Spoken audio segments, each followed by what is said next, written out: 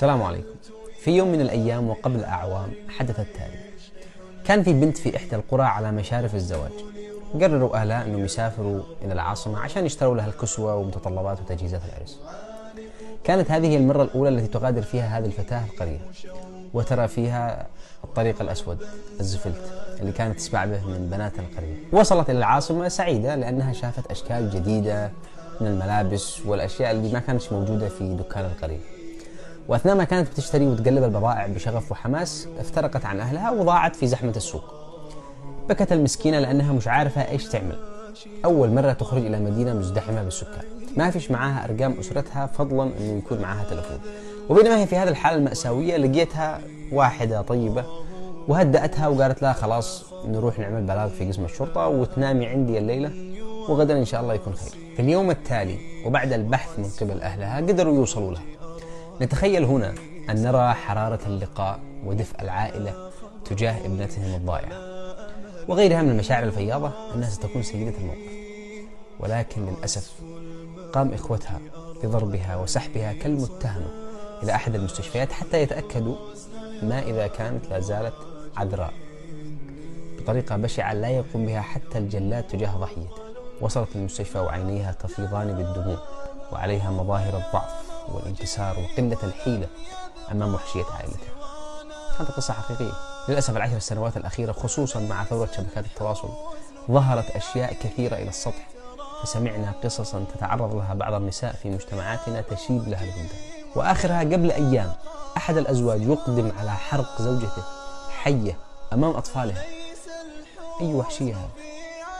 والله لو كانت اقترفت كل فواحش الأرض فلا يحق له أن يخدش مقدار ذرة من جسدها، كيف بقتلها وحرقها؟ ما الذي يمكن أن تكون اقترفته هذه المسكينة من وجهة نظر قاتلها حتى يقتلها بهذه الطريقة البشعة التي لا يقبلها دين أو عرف أو أي نفس بشرية سوية؟ تخيل معي التالي: يأتي يوم تصبح فيه أنت وزوجتك حديث الساعة، الناس كلها تتكلم عن زوجتك، لكن هذه المرة بأسوأ ما تتخيل، اتهامات في عرضك في كل مكان. إيش بيكون تصرفك؟ تأخذ زوجتك وتغسل العار، تقتل اللي يتناقلوا هذا الكلام؟ بالله حط نفسك في هذا الموقف لدقائق. تعرف أن هذا الموقف حصل لسيد الخلق محمد صلى الله عليه وسلم. فبعد انتشار الشائعات عن زوجته عائشة رضي الله عنها لم يجعل زوجته تعلم بالقصة إلا في وقت متأخر لأنها كانت مريضة حينها.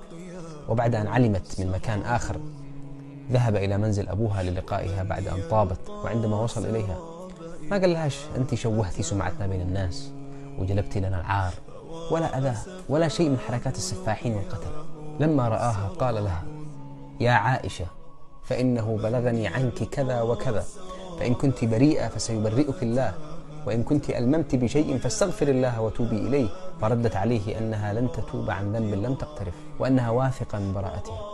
وهنا توقف كل شيء، بل أن النبي خرج إلى الناس وقال لهم: ما بال أقوام يؤذونني في أهلي ويقولون عليهم غير الحق، والله ما علمت منهم إلا خيرا. حتى نزلت براءتها وعوقب كل من شارك في النيل من عرضها. هذه لم تكن حادثة عارضة يعني صدفة.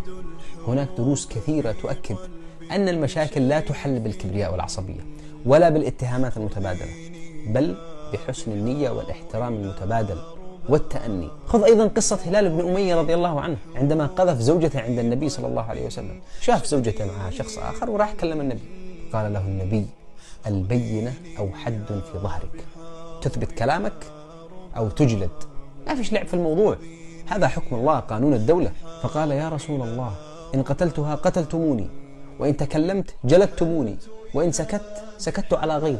فظل النبي يكرر: البينة أو حد في ظهرك. فقال: والذي بعثك بالحق إني لصادق، ولينزلن الله تعالى ما يبرئ ظهري. بعدها طبعا نزلت آية اللعان المعروفة: والذين يرمون أزواجهم ولم يكن لهم شهداء إلا أنفسهم، إلى آخر الآيات. فأرسل النبي إلى هلال وزوجته. الزوج أقسم والزوجة أقسمت، وكل واحد مشى في طريقه. مش هكذا وبس، ثبت فيما بعد أنها كذبت وأن هلال كان صادقا، لكن النبي قال: لولا ما مضى من كتاب الله لكان لي ولها شأن. خلاص نزل حكم اللعان وقضي الأمر. خلاصة الكلام: أولا أنه لا يحق للزوج أن يعتدي على زوجته حتى في أكبر الكبائر. هذه القصص وغيرها تبين لنا أن طريقة التعامل بين المرأة والرجل خصوصا الأزواج لا ينبغي أن تكون كالعلاقة بين العبد المأمور وسيده، وإنما بالعدل والود والرحمة. فغاية الزواج في الدنيا هو تحقيق السكن. ومن آياته أن خلق لكم من أنفسكم أزواجا لتسكنوا إليها وجعل بينكم مودة ورحمة. الشيء الثاني، الدولة يجب أن تقف سدا منيعا أمام أن يتهم رجل زوجته دون بينة، ما بالك بضربها أو إيذائها وفي بعض الأحيان قتلها. الإسلام لم يحرم وأد المرأة فقط، بل حرم أيضا وأد كرامتها وشخصيتها. ولا ينبغي لامرأة مؤمنة ملئ قلبها بالعزة ونضج عقلها بالعبودية الحرة والخالصة لله أن تتعرض لما يسمى بالعنف، وأنها تسعى هي لرفعه ودفعه ما استطاعت إلى ذلك سبيلا. بل إن من تمام العبودية الخالصة لله أن النفس العزيزة المؤمنة كانت لرجل أو امرأة هي نفس يجب أن تتعبد الله برفع الظلم عنها وعن غيرها، بأن لا ضرر ولا ضرار، وأن الضرر لا بد وأن يزال. سلام عليكم.